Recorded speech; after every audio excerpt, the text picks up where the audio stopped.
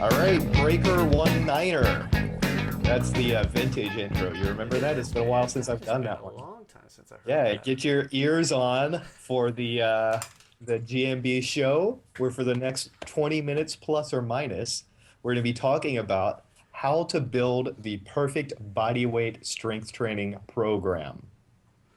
Because we believe in perfection, and if anyone can tell you about how to do it right and perfectly, it would It would be be us. perfected gurus like us. First off, number one, it has to be hardcore. Yes. Number two, um, number two, if you don't get biceps on day two, you don't want it bad enough. That's right. It's all about the biceps because that equates to strength. Yep. That's how you build strength. Biceps, Yep. bicep curls. Hey, I'm not against bicep curls. I just gotta let you know, man. No, I'm not either, actually. I love them. So, yeah, let's Yeah. just let's actually get serious and bring it down for a minute. And Yeah, and I'll go nah, on. I'll go on, and I'll pop the seal on this. I'll blow our announcement load right here, and just go on and say that we, by the time this goes live, will be on the verge of releasing the perfect, okay, a pretty damn good body weight strength training program. All pretty right. damn good. Pretty If damn good. if we're honest, I think it's pretty damn good. It's done really well with our trainers who have tested it, and we've really put a lot into this. A lot of kind of under the radar, behind the scenes, secret ingredient kind of features into this program that I think differentiate it from from what you can see from a list of exercises, let's say. And I think that's really the important features of of this program, but also these are some of the things that make programs that may look similar work differently. And so that's kind of the things that I think I'd like to talk about today is not really about why our program is so great, but about some of the things that can take the same list of exercises maybe and make them either more or less effective for the person who's actually practicing them. Absolutely, absolutely. I think one of the first things that we can go ahead and start off with is the sets and reps and how we actually don't do that in this program and why. Yeah. So, yeah, and like I just said, in this program, you're not going to find the sets and rep schematics that you might find in other programs. Um, One of the big reasons for that is, like we talk about in GMB all the time, is looking at the quality of the movement that we're performing. And sometimes, and a lot of times, when you just focus on that set and rep protocol, you're only concerned about getting that particular number instead of really focusing on making each and every repetition count. So that quality of movement is really one of the biggest reasons that we kind of got away from the sets and reps idea, that protocol programming, and this time instead focused on time-based protocols. Yeah, and so I think maybe we should also kind of contrast that with why people generally do use set and rep ranges. And there's a couple of reasons. One is that, well, they're really, really easy to quantify. Yes, If you yes, can look at, I did this many sets of this many repetitions at this weight, you have a very easy measure of, how much you're doing, and it's very easy to see that you're progressing over time. And so in strength training, progressive overload means that over time you increase the difficulty of the that you subject your muscles to, right? If you're talking about building strength, you increase the load, the difficulty, the strain that you put your muscles under over time so that they continually get stronger, right? So sets and reps make that super easy. But the other reason is that we also kind of have a traditional idea that certain rep ranges are good for developing certain attributes. Like 1 to 3 reps are great for building maximal strength. 5 to 8 reps are a good. I'm sorry, 1 to 3 reps are max strength and power. 5 to 8 reps are general strength, hmm little bit of muscular size, around 10 to 12 reps is hypertrophy, and anything above like 15 reps in a set is more stamina, right? So that's what we tend to say. And that's true, but also the reasons for that is it assumes a certain tempo, which is like how long the concentric, the pause, the transition, and the eccentric movement take. But what it's really getting to is what Ryan alluded to is time under tension, that the muscle is contracted. And the amount of time that the muscle is contracted, that's really what these rep ranges are trying to approximate. Uh, the force of the contraction and the time that it's tensed. And what we've really found is that, so yes, it's easier to measure things this way, and it's traditional to use these numbers, but by using timed sets, actually, we're able to get the same kind of time under tension, and we are able to focus on the technique rather than the counting. And that's the big thing right there, I think, is changing that focus and bringing the focus Yeah. back into what you're doing. So being in the moment of what's going on. Now, I'm not saying that you can't do that when you're focusing on reps and things like that, but when Sure. there is a number in there, subconsciously you're going to be just focusing on that number. And so by taking that away, it allows you to be fully in that movement at that time. And then hopefully that means that the quality, your form and everything is going to be better. Therefore, it's going to make you stronger for the particular things that we're after in our bodyweight practice. Now, something else we need to discuss is that what a big difference between what we're trying to do in our strength program and other strength programs. We're not saying that this is the all-in strength program for any activity that you're after. Sure. If you're an athlete, if you are a track and field athlete and you're a sprinter and you need a particular strength enhancement, and I'm not talking juice or steroids here, I'm talking you need to go into the weight room to perform a particular task, then you need to be focusing on that task, whether it be Single leg bounds. single leg. Yes, I was just going to say single leg bounds. It could also be any, Bulgarian weighted squats. It could be whatever. What we're after is looking at the things that come after and what particular skills that we might be after. Let's say, for example, we want to increase our strength to be able to perform tumbling a little bit better, whether that be aerials or flips or whatnot. So this program, we're looking at, okay, what are some of the things that are necessary and how do we need to focus on training this strength in order to be able to get better at those particular skills. So that's kind of the difference between what we're doing here in this strength program and other strength programs. Because I know people out there are going to say, well, hey, man, if you really want to get strong, then you need to load up that barbell. Yes. And I agree. I mean, if you're after just getting strong as you can, like lifting as much weight as you possibly can, get under the bar. Get under the bar, man. Squat. That's great. But that's not really where we're going with this strength program. Yeah. So the thing is then, where does that take you? And, this is something, there's nothing wrong with it if that's what you want to pursue, but getting under the bar and squatting more and squatting more, well, where that eventually leads you is to squatting more and trying to squat more and still trying to squat more. And so what we're really trying to do with this, and I think, by phrasing it as, by building a great body weight strength training program, I think people already are beginning to understand, well, you've already chosen body weight movements and that you're after something that's not just lifting more weight.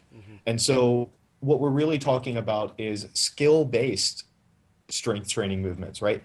And what that means is that it's the strength that produces skill, the strength that makes it easier to execute various skills, various feats, various movements, and the strength that is applicable to all the things that people are coming to us for. So, looking at, I don't want to say particular exercises, but looking at it in that broad sense and saying what is necessary, what kind of strength do we need in order to perform the skills is what got us to create this program. And so there are things in here that you might have seen before. And in fact, everything in here you've seen before. Just be It's honest with you. 100% guaranteed, zero new Yeah, exercises. it's just simply the protocol, the programming that we use for this that makes Mhm. it different from other things and makes it Yeah. the most perfect program out there in the world. So let's talk a little bit more about that. So, we just mentioned there's no new exercises in this, and I think that's one of the really important things.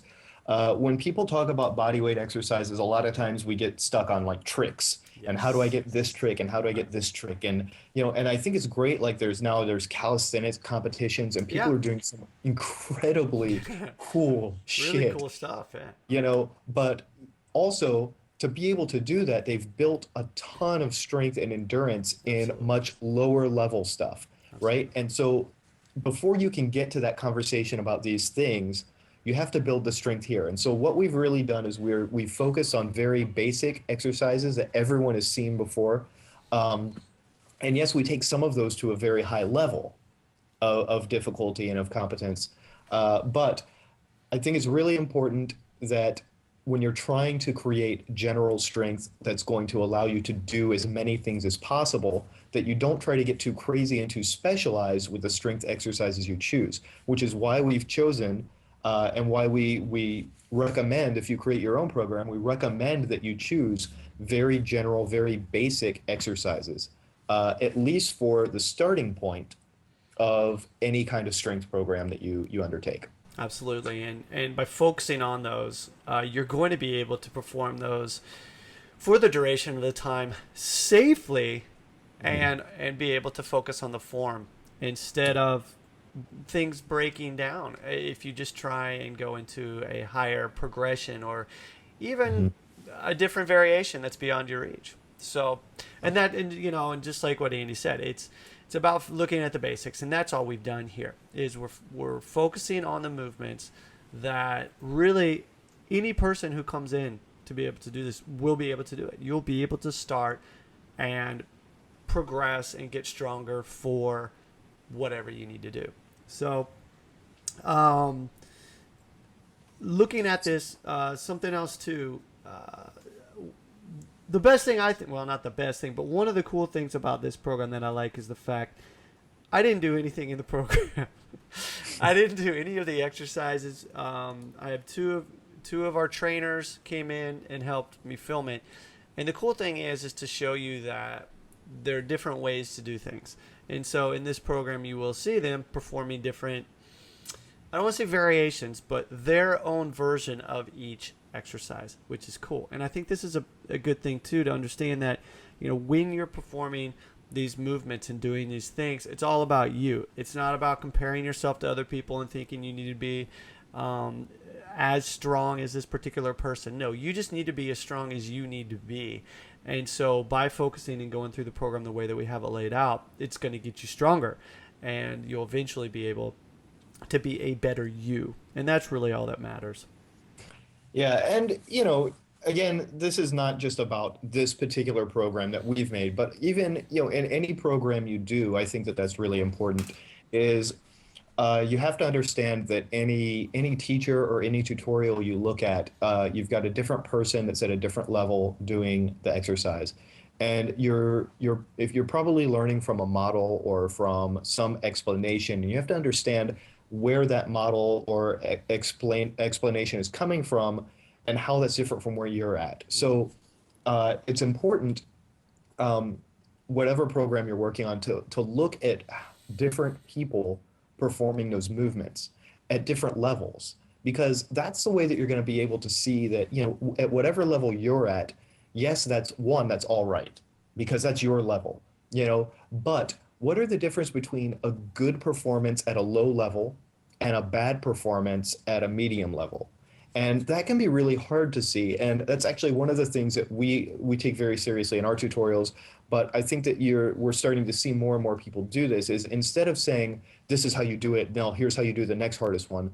Instead, we're talking about, you know, when you do this exercise, whether it's at the very basic level or the next level or the highest level, the important points are always to focus on the technique. And here's one, two, three technical points that you need to focus on at whatever level you're doing. And so whatever program you are working on, don't just look at the form, at the shape of how the different stages go, but look at those technical details that describe quality at every form. And you can't always, for example, make your pull-up look like Ryan's pull-up, but you can make your pull-up obey the same rules of good technique that Ryan's pull-up obeys. And that's how, at whatever level, at whatever level you're at whatever level of technique you're working at, you're going to be able to milk the juice out of that exercise. And it comes out, and it comes out. I've been waiting for an opportunity to use my new favorite mixed metaphor, but to milk all the juice out of the exercise by obeying the rules of good technique for that exercise. Oh, I love it. I've been waiting for that all day.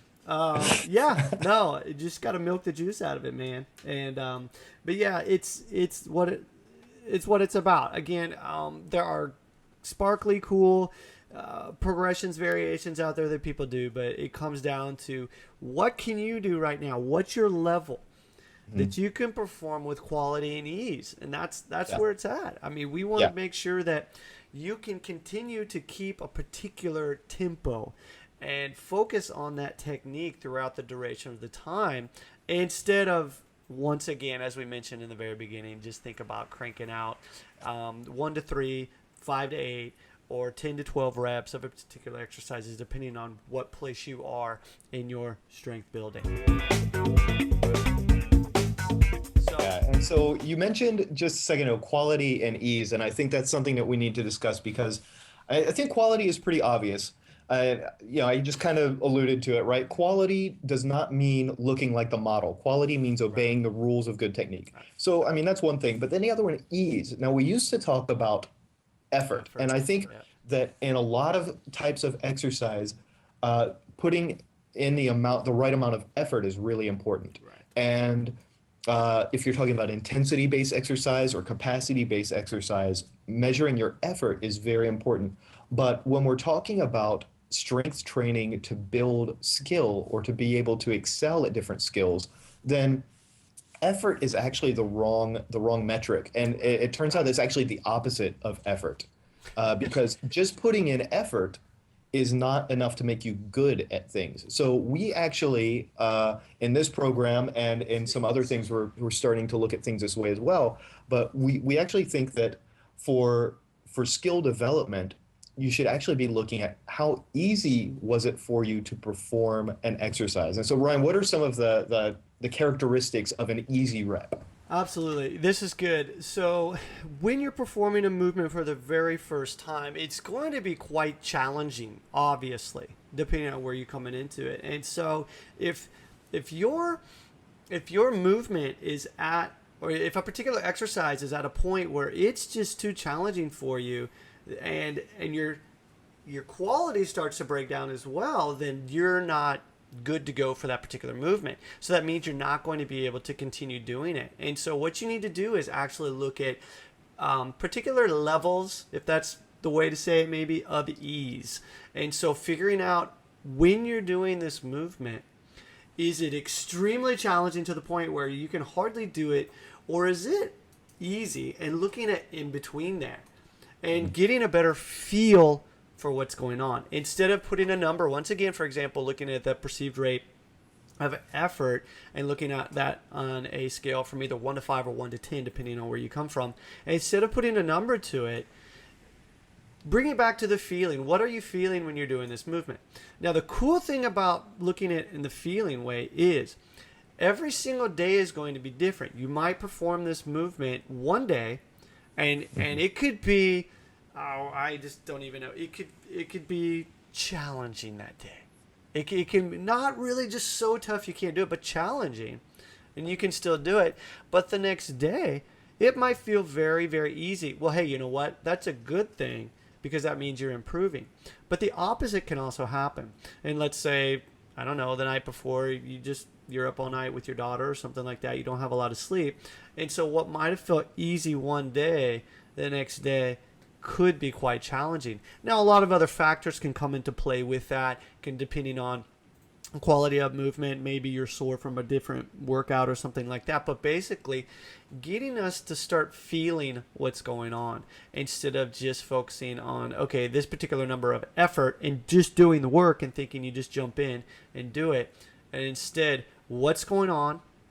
Am I really focusing on the quality of the movement? And when I do that, how easy is it for me? And so by doing that, and again, time under tension, focusing on a specific amount of time, it's going to allow you to go deeper into that movement, learn more about it, and therefore, hopefully, get stronger Yeah. because you're paying more attention to it. Yeah, and also, for example, in the same 30-second set of doing exercises, as you dial things in and as they get easier for you and your form becomes, maybe kind of snappy and your breathing is very relaxed at that point, right? Well, then that allows you to actually, in that same span of time, to perform more reps. And it's actually, almost like an escalating density kind of protocol at that point, where in the same amount of time you're doing more work, but because it's easier for you, you're able to do it without your form breaking down. Absolutely. And so this is actually how we like to uh, this is how we like to decide when it's time to progress in an exercise. It's not about a certain magic threshold that you get to, but when you're able to perform with high technique at a certain level of ease for whatever duration, then that's the time where your density begins to increase in that period, and it's time to begin adding a little more time. And then up to a certain point, your time under tension gets to become kind of long and unwieldy, and so then we'll increase the difficulty with a shorter amount of time again. And so that's what we've been doing with our trainer candidates and apprentices, and which is the closest thing we do anymore to private coaching. What we've been doing with them, and it's been working really well. It's what we've been experimenting with a lot of things, but we found that this is a lot more effective than having, the magic number threshold. Because what happens with the magic number threshold is you have level A and then level B. And when you reach the magic threshold at level A, then you jump to level B, right? But you can maybe only do like a little bit at level B. And then, well, time to give up. Yeah. But no, because what we can now do is we can see that it's not just a pop-up, it's a continuum that rises. And that also allows us to say, well, let's look at now mechanical drop sets. In the same amount of time, when you notice, let's say you increase that duration from 30 seconds to a minute, and you start out at the highest level you can perform, but you notice that your technique is starting to suffer. Well, do you just keep going? No, you can actually drop the level of complexity of the movement down, finish the set, and keeping your overall technical, the rules of quality, keeping within those so your technique remains high, even though you reduce the complexity of the movement. And so there's a lot of different ideas in how this example kind of plays out here. But what it's really doing is, instead of saying, well, you do this and then you can do this, and then if you can't do it though, you're screwed, it's giving you a lot of ways to experience the transition through that continuum from here to here. And it's not just pop or no, not really. It goes up at your level as your level increases, and it's organic. So on days where you have to auto-regulate down, and we've talked about this before, when you have to auto-regulate down, you can just come right back here and then keep going, work in that range, and you get a little higher, work in that range and a little higher. And we found that this is a lot more organic style of growth. It takes a little bit of self-reflection, which some people think is too difficult, but I like to think that anyone watching this is very good looking and intelligent. So it takes a little bit of self-reflection and honesty, but it allows you to really understand and organically grow and progress your exercise rather than just trying to pop to a new level. And also, rather than us saying that you need to perform something for a specific period of time before you're ready to move on, because you know what? We don't know. Only you really know if you're ready to progress or Right. not. And a lot of people be like, what? What did he just say? But I mean, everyone's coming into this at a different level. And you might be able to jump up to another level or perform a different variation of an exercise Yeah. before you even might think you're ready, which is a very cool thing. And so this allows you to auto-regulate. And like Andy said, you have to do a little bit of soul searching, put the ego to the side, and really look at what's going on that day and each and every day. But you know what? That's also a cool thing. Because you're doing that, you're going to have a better understanding of your body so that when you try and do other stuff, it's probably going to come faster. And so I'm not trying to say that this is a hack to get you to be able to progress faster to a particular level. But on a certain level of senses, it is. Because the better that you can understand your body, know where you are, know where you're starting, then you're going to be able to progress at a level that is good for you. And that's going to be easier for you to understand how to do it. And so that's why we came up with this particular way of looking at the quality and the ease of movement rather than just focusing on technique and effort. Yeah, and so, like we said, we've been thinking about this a lot because we're about to release this new program, and I'll go on and tell you it's called Integral Strength, which is because it integrates a lot of these different ideas that we've talked about, and it also integrates strength training back again, like we were saying, with the goal of improving skill, not strength for its own sake, but it integrates that with skill development and development of your physical autonomy. So Integral Strength is going to be coming out soon, and we'll have information on how you can learn more about that on the website. But the point being that all of these ideas they run a little counter to how most people seem to think about body weight strength development.